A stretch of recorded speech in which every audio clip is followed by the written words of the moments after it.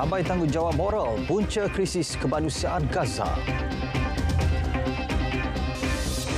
Ekonomi Malaysia diunjur berkembang 4% tahun ini.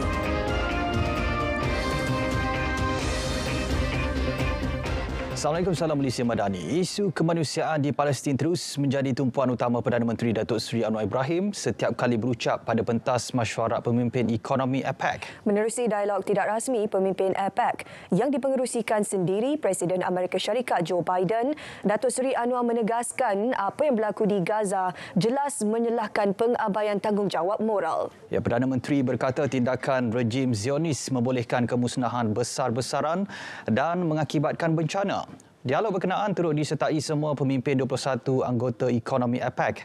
Datuk Seri Anwar telah membawa isu Palestin di beberapa program termasuk ketika menyampaikan syarahan umum di Universiti California. Jelas beliau krisis kemanusiaan di Gaza bukan sahaja menjejaskan Palestin atau Asia Barat tetapi meninggalkan kesan pada hubungan global untuk beberapa tahun akan datang. Sebaik sahaja selesai dialog tidak rasmi pemimpin APEC, Perdana Menteri menyertai mesyuarat kedua pemimpin kerangka ekonomi Indo-Pasifik IPEF.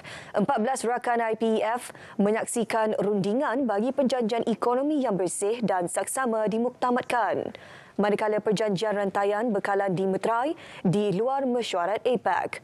Antara negara tersebut ialah Australia, Brunei, Indonesia, Jepun, Malaysia, New Zealand, Korea Selatan dan Amerika Syarikat.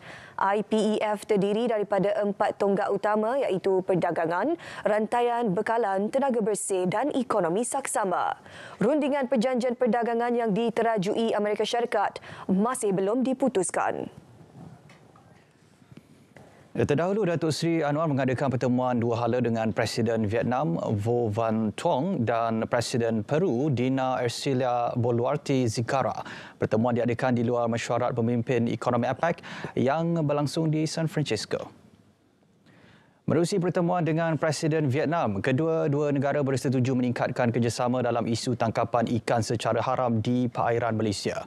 Selain itu, Vietnam meminta Kuala Lumpur untuk membantu soal produk halal, terutamanya untuk mendapatkan pensijilan halal. Perdana Menteri turut menjemput Vo Van mengadakan lawatan rasmi ke negara ini. Sementara itu, dalam pertemuan dengan Presiden Peru, Malaysia diminta membuka pejabat di sana bagi memudahkan urusan pensijilan halal membabitkan produk Peru. Malaysia turut menzahirkan penghargaan kepada kerajaan Peru kerana menyelamatkan 43 rakyat negara ini yang menjadi mangsa perdagangan manusia dan eksploitasi pekerja. Selaku pengerusi APEC 2024, Presiden Peru turut menjemput Datuk Seri Anwar melawat negara itu pada tahun depan selain membuka peluang kepada syarikat Malaysia untuk melabur. Malaysia berada di landasan tepat untuk mencapai sasaran pertumbuhan KDNK pada 4% tahun ini dan 4 hingga 5% pada 2024. Gubernur Bank Negara Dato' Abdul Rashid Ghafur berkata, ia berdasarkan indikator positif dipamerkan 9 bulan pertama tahun ini di sebalik cabaran ekonomi.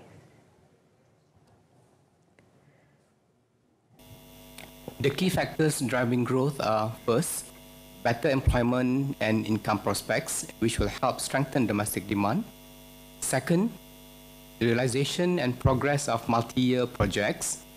Third, improvement in the global tech cycle, which is expected to lead to higher trade activities. And fourth, continued increase in tourist arrivals, which will spur growth in tourism-related sectors. Mengulas prestasi ringgit, jelasnya mata wang tempatan mencatat penurunan berbanding dolar Amerika setakat tahun ini apabila dolar mengukuh didorong kenaikan kadar faedahnya. BNM sentiasa memacu penggunaan mata wang tempatan dalam perdagangan dan penyelesaian untuk meredakan tekanan terhadap ringgit. Ini termasuk perjanjian untuk melaksanakan 25% transaksi perdagangan dalam mata wang tempatan bersama China. Baik, ekonomi Malaysia berkembang 3.3% pada suku ketiga 2023 berbanding 2.9% pada suku sebelumnya.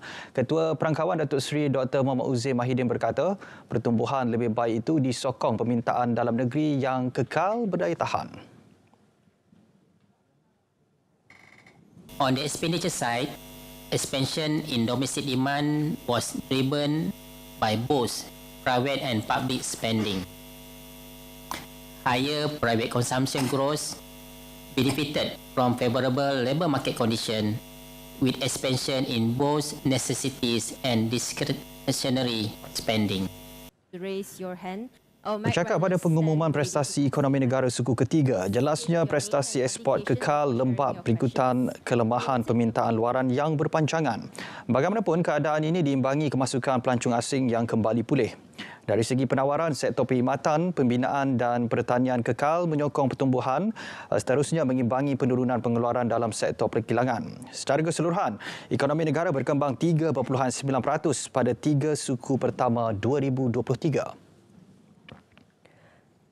Jawatan Ketua Pengarah Jabatan Komunikasi Komuniti JKOM akan diisi secepat mungkin susulan peletakan jawatan Dato' Dr. Muhammad Agus Yusof. Menteri Komunikasi dan Digital Fahmi Fadil yang juga jurucakap Kerajaan Perpaduan berkata, perkara berkenaan telah dimaklumkan Timbalan Ketua Pengarah JKOM.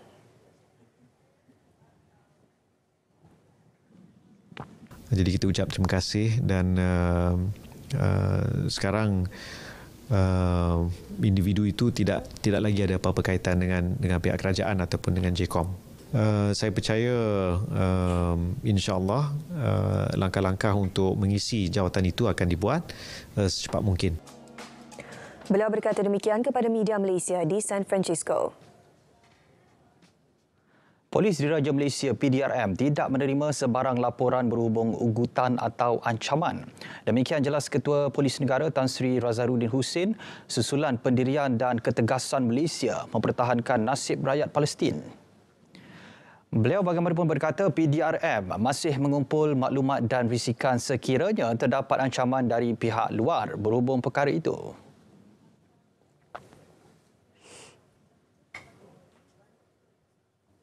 Masa ini ugutan secara direct tak ada.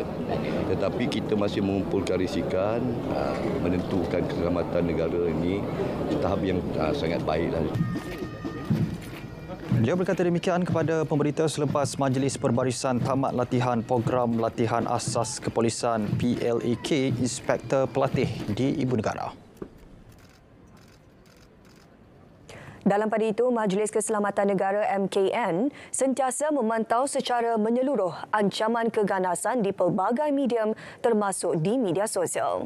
Ketua Pengarah Keselamatan Negara Datuk Raja Noshirwan Zainal Abidin mengakui terdapat ancaman diterima susulan isu itu.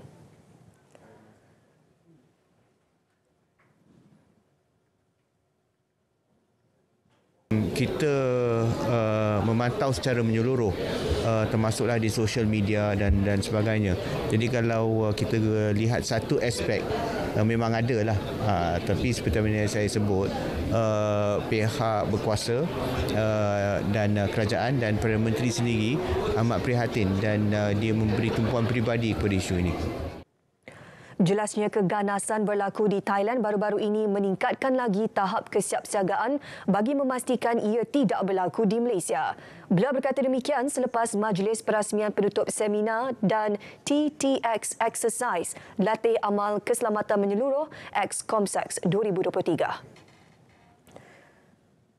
Lebih 5,600 kawasan seluruh negara dikenal pasti dalam tempoh monsun Timur Laut MTL bermula bulan ini hingga Mac depan. Ketua Pesuruhjaya APM, Dato' Aminur Rahim Muhammad berkata, jumlah itu dikenal pasti dalam tempoh 3 tahun terkini dan sering dilanda banjir. Kawasan tersebut juga dinilai berdasarkan risiko lain seperti kejadian tanah runtuh atau kepala air.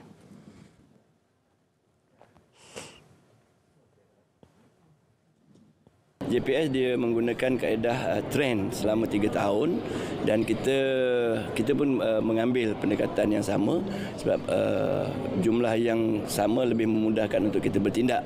Saya dipahamkan JPS meletakkan sebanyak 5,674. Jadi kawasan-kawasan hotspot ini sebenarnya orang awam pun dah tahu. Tambah beliau, seramai 61,839 anggota dari pelbagai agensi berkaitan turut berada dalam siap siaga menghadapi MTL. Pilihan Raya Kecil PRK Parlimen Kemaman bermula esok dengan proses penamaan calon di Dewan Belian Majlis Perbandaran Kemaman. Laporan Atika Makta.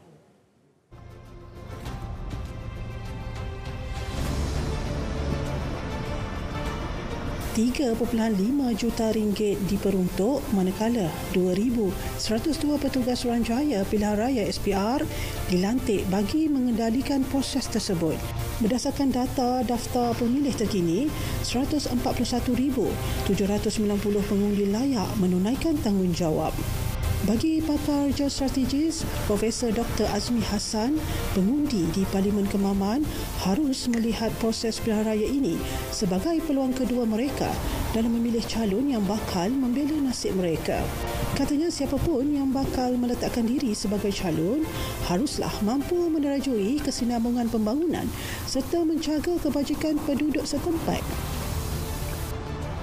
Mahkamah telah memutuskan ketika PR15 kemenangan calon PAS itu disabitkan ada unsur rasuah. Walaupun ini dikatakan peluang kedua, ini bergantung kepada pengundi.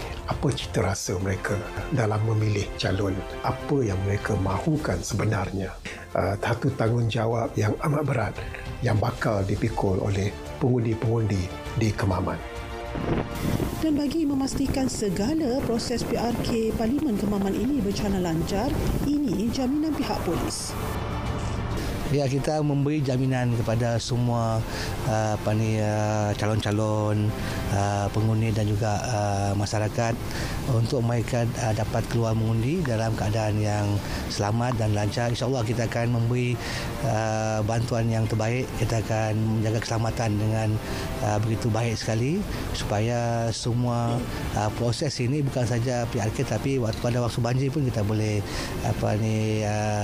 menjalankan kita punya proses mengundi pada hari itu.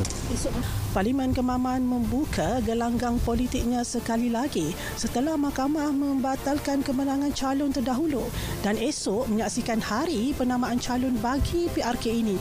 Siapapun calon, tanggungjawab besar membela nasib rakyat Kemaman di tangan bakal calon yang bertanding. Atika Maktar untuk RTM.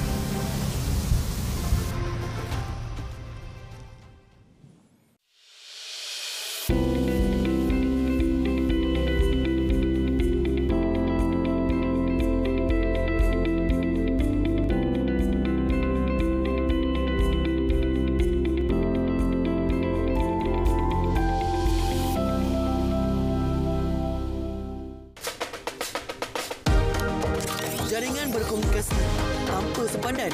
You guys ready? 1, 2, 3. Publish! Korang! Saya letak apps kita ni dekat dalam media sosial. Diorang beli set berpantang dekat dalam apps kita. Serius tak? Sama-sama kita kan bijak berkesan literasi digital.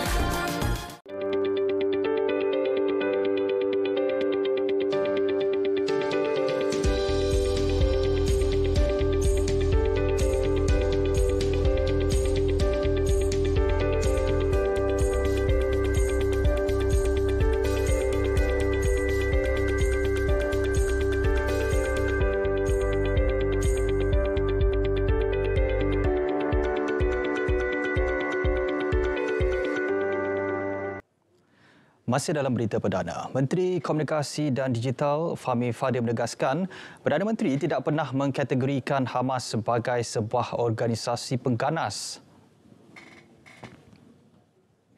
Saya ikut dan teliti kenyataan dan ucapan Perdana Menteri sama ada di Parlimen, di OIC ataupun di APEC, termasuk di Berkeley. Ya. Tidak pernah sekalipun beliau bukan hanya membayangkan, beliau tidak menyebut mahupun membayangkan seolah-olah Hamas itu satu organisasi bersifat teroris. Beliau mengulas kenyataan Concerned Lawyers for Justice CLJ mendakwa Perdana Menteri telah menyindir Hamas sebuah organisasi pengganas. Justru Fahmi mahu CLJ perbetulkan kenyataan berkenaan. Hampir 60 syarikat di Terengganu sedia menjalin kerjasama dengan RTM untuk mempromosi produk masing-masing. Langkah itu memberi peluang pengusaha industri kecil dan sederhana, malah ia turut membantu memastikan sasaran tahunan pemasaran dan promosi stesen tercapai. Rata-ratanya menyambut baik komitmen yang ditawarkan RTM untuk membantu mempromosi dalam pelbagai bentuk platform yang disediakan.